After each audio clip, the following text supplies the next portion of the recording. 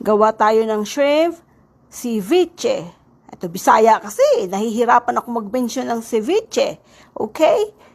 Ito, cilantro, cucumber, onion, tomato, lime, at saka jalapeno, at avocado. Yan yung mga ricado ng ating gagawin.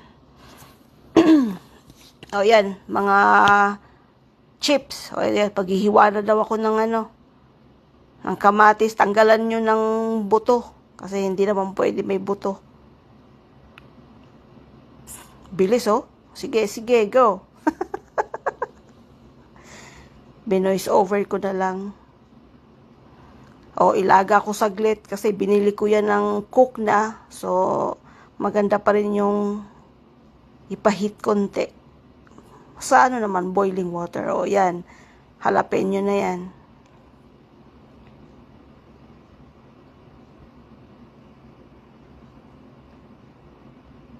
Sibuyas naman.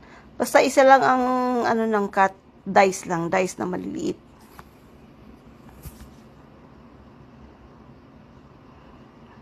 Yan na.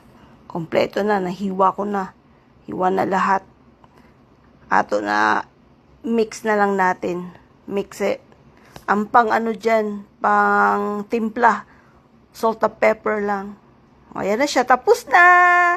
Kainan na. Iinom kami ni Eric. Ako, isang bote lang naman ng... Okay, Eric yan modelo. Ito, ang akin. Stella Rosa. Isa lang. Bye, guys!